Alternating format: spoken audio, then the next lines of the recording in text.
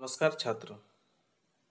आज हम हिंदी योग भारती कक्षा 11वीं या 12वीं हिंदी व्याकरण में मुहावरे पूछे जाते हैं। अंतिम परीक्षा में ये मुहावरे पाठ्यपुस्तक पर आधारित 2 अंक के लिए प्रश्न पूछे जाते हैं। तो आज हमें मुहावरे संबंधी अध्ययन करना है। मुहावरे की परिभाषा तथा मुहावरों का वाक्यों में प्रयोग आज हमें इस वीडियो में देखना है। तो मुहावरे की परिभाषा देखने से पहले अंतिम एग्जाम में किस तरह से हमें प्रश्न या कृति आती है, प्रश्न या कृति पत्रिका के अंतर्गत कृति 5वीं, इसके अंतर्गत निम्नलिखित मुहावरे का अर्थ लिखकर वाक्यों में प्रयोग कीजिए, ऐसा प्रश्न या कृति आ जाती है। ये कृति 2 अंक दिए जाते हैं। वाक्यों में मुहावरों का अर्थ तथा वाक्यों में प्रयोग करने के लिए अंक 2 है और प्रश्न 4 में से 2 लिखना आवश्यक है। मुहावरे संबंधी परिभाषा देखेंगे। परिभाषा इस तरह है: जब कोई शब्द समूह अपने मूल या सामान्य अर्थ को छोड़कर किसी विशिष्ट या लाक्षणिक अर्थ में प्रचलित होता है तो उसे मुहावरा कहते हैं। परिभाषा क्या कहती है, दोबारा हम दोहराएंगे। जब कोई शब्द समूह अपने मूल या सामान्य अर्थ को छोड़कर किसी विशिष्ट या लाक्षणिक अर्थ में प्रचलित होता है तो उसे मुहावरा कहते हैं। भाषा को स्पष्ट और प्रभावशाली बनाने के लिए मुहावरों का प्रयोग किया जाता है। किस लिए? कि भाषा को स्पष्ट और प्रभावशाली बनाने के लिए मुहावरों का प्रयोग किया जाता है। मुहावरा ऐसा वाक्यांश होता है जो सामान्य अर्थ से भिन्न किसी विशेष अर्थ का बोध कराता है या बोध होता है। मुहावरे के प्रयोग से भाषा में सरसता, सुंदरता, सजीवता और स्वाभाविकता आती है। मुहावरे संबंधी एक उदाहरण देखेंगे। टोपी उतारना। यहाँ टोपी उतारने का अर्थ सिर से टोपी उतारना नहीं है, बल्कि दूसरों को बेइज्जत करना या दूसरों को बेइज्जती करना इस टोपी उतारने का अर्थ होता है। परिभाषा हमने देखी है कि जब कोई शब्द समूह अपने मूल या सामान्य अर्थ को छोड़कर किसी विशिष्ट या लाक्षणिक अर्थ में प्रचलित होता है तो उसे मुहावरा कहते हैं। तो यहाँ पर देखो, टोपी उतारना, बल्कि सिर से टोपी उतारना नहीं है, बल्कि लाक्षणिक या विशिष्ट अर्थ में अर्थ प्रचलित होता है। किस तरह से? दूसरों की इज्जत उतारना या दूसरों की बेइज्जती करना, ये लाक्षणिक अर्थ में अपना मूल अर्थ छोड़कर किसी लाक्षणिक या विशिष्ट अर्थ में प्रचलित होता है। इसका वाक्यों में प्रयोग इस तरह से किया जाता है: तुम तो बस दिन भर दूसरों की टोपी उतारते रहते हो।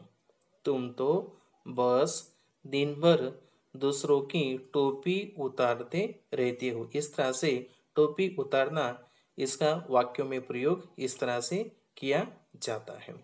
दूसरा उदाहरण देखेंगे। पेट काटना। इस वाक्य में पेट काटना शब्द का प्रयोग सामान्य अर्थ में अर्थ में नहीं हुआ है। पेट काटना इस वाक्य का सामान्य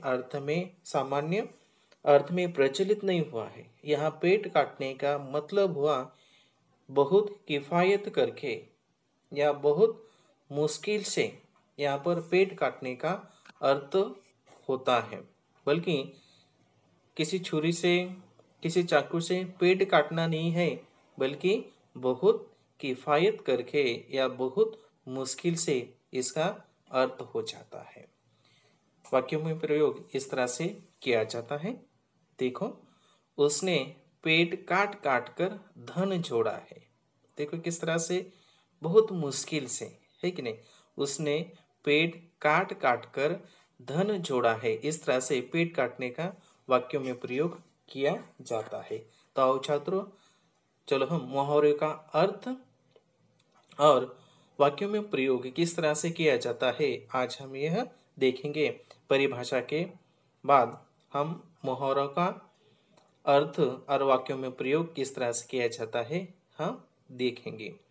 पहला मुहावरे, अपना उल्लू सीधा करना। अपना उल्लू सीधा करना यानी कि अर्थ होता है अपना स्वार्थ सिद्ध करना।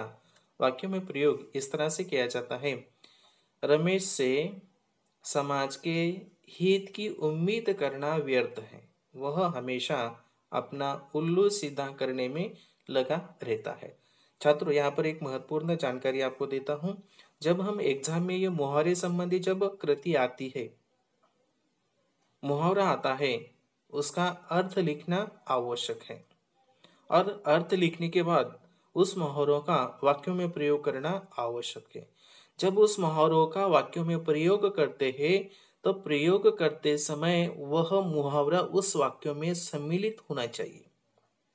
जिस तरह से अपना उल्लू सीधा करना, अपना स्वार्थ सिद्ध करना, वाक्यों में प्रयोग अर्थ लिखना आवश्यक नहीं है, बल्कि मुहावरों का प्रयोग करना आवश्यक है।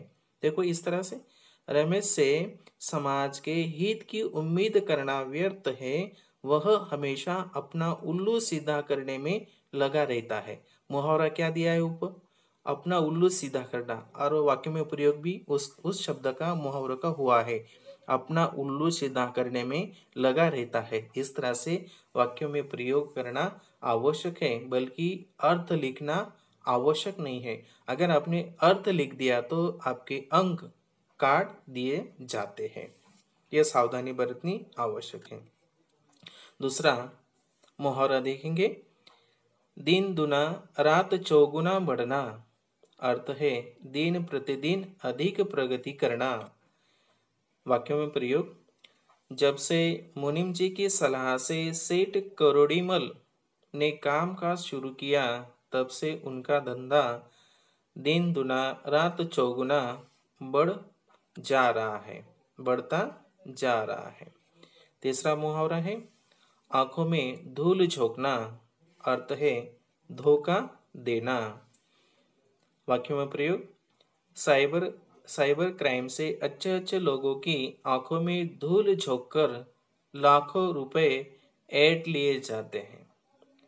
साइबर क्राइम से अच्छे अच्छे लोगों की आंखों में धूल झोंककर लाखों रुपए ऐंठ लिए जाते हैं। चौथा मुहावरा, आंखें बिछाना, अति उत्साह से स्वागत करना। वाक्य में प्रयोग, स्वामी जी के दर्शन के लिए श्रद्धालु आंखें बिछाए हुए थे। पांचवा है कान में कौड़ी डालना। अर्थ है गुलाम बनाना। अंग्रेजों ने भारी संख्या में भारतीय मजदूरों के कानों में कौड़ी डाल रखा था। अंग्रेजों ने भारी संख्या में भारतीय मजदूरों के कान में कौड़ी डाल रखा था। छठा मुहावरा है गुड़ गोबर करना, बने काम को बिगाड़ देना। वाक्यों में प्रयोग इस तरह से होता है, चित्रकार का चित्र तैयार था, तभी एक छोटे बच्चे ने आकर उस पर ऐसी कैची फिराई कि सारा गुड़ गब्बर हो गया। अगला मुहावरा है जहर का घूंट पीना, अपमान को चुपचाप सह लेना। वाक्यों में प्रयोग इस तरह से किया जाता है। मुंशी जी अपने चपरासी से कभी कभी जब पैर दबा देने की बात करते थे तब वह जहर का घूंट पीकर रह जाता था। तिल का ताड़ बनाना, तिल का ताड़ बनाना अर्थ है छोटी बात को बड़ा चढ़ाकर कहना। वाक्य में प्रयोग रमेश की बात, रमेश की बात विश्वास करने लायक नहीं होती, उसकी तो तिल का ताड़ बनाने की आदत है। नौवा मुहावरा है मुट्ठी गर्म करना, यानी कि रिश्वत लेना। गांव में छोटा मोटा काम करवाने के लिए भी अधिकारियों की मुट्ठी गर्म करनी पड़ती है। मुट्ठी गर्म करना अर्थ है रिश्वत लेना। वाक्य में प्रयोग इस तरह से किया जाता है। गांव में छोटा मोटा काम करवाने के लिए भी अधिकारियों की मुट्ठी गर्म करनी पड़ती है।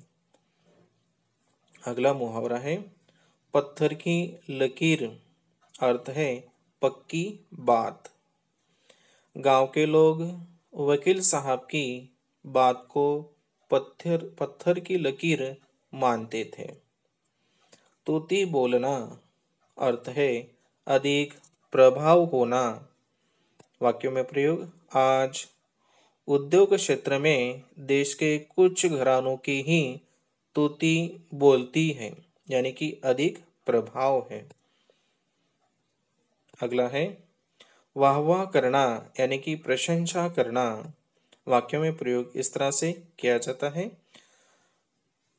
सितार वादक रविशंकर का सितार वादन सुनकर श्रोता वाह वाह करते हैं या करते कर उठते हैं। सितार वादक रविशंकर का सितार वादन सुनकर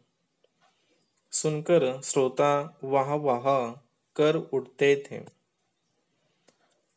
अगला है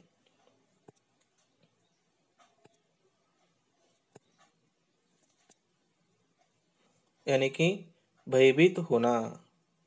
कोरोना वायरस का नाम सुनते ही लहू सूखने लगता है। जो आज का दौर चल रहा है, लहू सूखना अर्थ है भयभीत हो जाना। वाक्य में प्रयोग कोरोना वायरस का नाम सुनते ही लहू सूखने लगता है। कंठ भर आना अर्थ है भावुक हो जाना। बेटी की विदाई के समय पिता का कंठ भर आया। अगला है बिलक बिलक कर रोना, अर्थ है विलाप करना या जोर जोर से रोना। वाक्य में प्रयोग है दुर्घटना में घायल पिता की मृत्यु का समाचार सुनकर, दुर्घटना में घायल पिता की मृत्यु का समाचार सुनकर बेटा बिलक बिलक कर रोने लगा।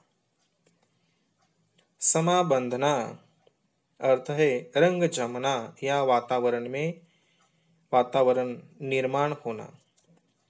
वाक्य में प्रयोग इस तरह से मदारी ने बंदरों से ऐसा नृत्य करवाया कि समा बंध गया। ब्रह्मानंद में लीन होना अर्थ है अलौकिक अज्ञान का, अलौकिक आनंद का अनुभव करना, अलौकिक आनंद का अनुभव करना। वाक्य में प्रयोग बैजू बावरा का सितार सुनकर श्रोता ब्रह्मानंद में लीन हो जाते हैं। बैजू बावरा का सितार सुनकर श्रोता ब्रह्मानंद में लीन हो जाते हैं। जान बख्शना, जीवन दान देना। वाक्य में प्रयोग बैजू बावरा को बच्चा समझकर अकबर ने उसकी जान बख्श दी थी। अगला दुआ है संसार उजड़ जाना, सब कुछ व्यर्थ हो जाना। वाक्य में प्रयोग इस तरह से किया जाता है। पति के निधन से बेचारी राधा का संसार उजड़ गया। खरीद लेना अर्थ है गुलाम बना देना। वाक्य में प्रयोग गांव में पहले कुछ लोग मजदूरों को थोड़ा बहुत कर्ज देकर जैसे उन्हें खरीद ही लेते थे। अगर मगर करना अर्थ है टाल मटोल करना। वाक्य में प्रयोग सिपाही ने आरोपी से कहा, अगर मगर मत करो, सीधे मेरे साथ थाने चलो। अपना राग अलापना। अपना राग अलापना अर्थ है अपने ही बातें करते रहना। वाक्य में प्रयोग इस तरह से किया जाता है। श्याम सुंदर की तो आदत है दूसरों की बात सुनना और अपना ही राग अलापते रहना। अगला मुहावरा है चांदी काटना, बहुत लाभ कमाना। वाक्य में प्रयोग कोरोना काल में सब्जी बेचने वाले चांदी काट रहे हैं। कान भरना अर्थ है चुगली करना। ऑफिस के लोग अन्य लोगों के बारे में ऑफिस के लोग अन्य लोगों के बारे में अफसर के कान भरते हैं। जली कटी सुनाना अर्थ है कटु बात कहना। वाक्य में प्रयोग इस तरह से होता है। सास अपनी बहू को जली कटी सुनाती रहती है। सिर खपाना कठिन परिश्रम करना। कई साल तक सिर खपाने के बाद आखिरकार उस युवक की सीए की डिग्री मिल ही गई। उगल देना अर्थ है भेद बता देना। वाक्य में प्रयोग पुलिस का डंडा पड़ते ही चोर ने सारी बात उगल दी। अगला दुआ है कब्र में पैर लटकना अर्थ है मृत्यु के समीप होना। वाक्य में प्रयोग इस तरह से होता है। कोरोना के प्रसार से अनेक मरीजों के पैर कब्र में लटक गए हैं। अर्थ क्या होता है? कब्र में पैर लटकना। इस मुहावरे का अर्थ है मृत्यु के समीप होना। वाक्य में प्रयोग इस तरह से होता है। कोरोना के प्रसार से अनेक मरीजों के पैर कब्र में लटक गए हैं। पापड़ बेलना अर्थ है कड़ी मेहनत करना। वाक्य में प्रयोग प्रतियोगिता में विजय प्राप्त करने के लिए रमेश को बहुत पापड़ बेलने पड़े। मरने की फुर्सत न होना अर्थ है कामों में बहुत व्यस्त होना। वाक्य में प्रयोग किसान अपने काम में इतने व्यस्त है कि उन्हें मरने की भी फुर्सत नहीं है। अगला दुआ है ओखली में सिर देना। ओखली में सिर देना अर्थ है जानबूझकर जोखिम उठाना। जानबूझकर जोखिम उठाना। वाक्य में प्रयोग आदिवासियों का वह नेता अपने भाइयों के हित की लड़ाई लड़ने के लिए ओखली में सिर देने के लिए हमेशा तैयार रहता था। डूबती नैया पार लगाना अर्थ है कष्टों से छुटकारा देना। कष्टों से छुटकारा देना। वाक्य में प्रयोग सेठ जी ने अपने कर्मचारियों को कर्ज से छुटकारा दिलाकर उसकी डूबती नैया पार करा दी। तलवे चाटना खुशामद करना। अपना काम करवाने के लिए बड़े बड़े लोगों को अधिकारियों के तलवे चाटने पड़ते हैं। तलवे चाटना अर्थ है खुशामद करना, अपना काम करवाने के लिए बड़े बड़े लोगों को अधिकारियों के तलवे छाटने पड़ते हैं। अगला दोहा है पेट काटना, यानी कि भूखा रहना। वाक्य में प्रयोग, रमेश को अपनी सीमित आय में अपने दोनों बच्चों को पेट काट काट कर पढ़ाना पड़ा। हाथ खींचना अर्थ है साथ न देना। बेटे ने हाथ खींच लेने के बाद बेटे ने हाथ खींच लेने के बाद रघु को गृहस्थी चलाना भारी पड़ रहा है। दाल न गलना, चतुराई काम न आना। वाक्य में प्रयोग, ऑफिस के कई लोगों ने उस ईमानदार कर्मचारियों को निकलवाने की बड़ी कोशिश की, पर उनकी दाल न गली। गड़े मुड़दे उखाड़ना, इस मुहावरे का अर्थ है पुरानी कटु बातों को याद करना। वाक्य में प्रयोग इस तरह से होता है, बुढ़िया अपने बेटे से गड़े मुर्दे उखाड़ने की भाषा में ही बोला करती थी। अगला है फूक फूक कर पाँव रखना, यानी कि अति सावधानी बरतना। सेठ जी को व्यापार में घाटा उठाना पड़ा, तब से वे लेन देन में फूक फूक कर पाँव रखते हैं। अगला मुहावरा है आठ आठ आंसू रोना, अर्थ है बहुत अधिक रोना। माँ अपने बेटे की याद में आठ आठ आंसू रोती रहती है। रंग में भंग होना, इस मुहावरे का अर्थ है प्रसन्नता के वातावरण में विघ्न या बाधा पड़ना या बाधा डालना। रंग में भंग होना। वाक्य में प्रयोग इस तरह से होता है, कोरोना के लॉकडाउन के कारण मेरे दोस्त के विवाह समारोह के उत्सव में रंग में भंग हो गया। वाक्य में प्रयोग किस तरह से होता है, दोबारा देखेंगे। कोरोना के लॉकडाउन के कारण मेरे दोस्त के विवाह समारोह के उत्सव में रंग में भंग हो गया। अगला है आसमान पर थूकना, अर्थ है अशोभनीय कार्य करना। वाक्य में प्रयोग, जिनके माता पिता अपने बच्चों को अच्छे संस्कार नहीं देते, उनके बच्चे आसमान पर थूकने वाले होते हैं। अगला दुआ है उल्टी गंगा बहना, अर्थ है उल्टा काम करना।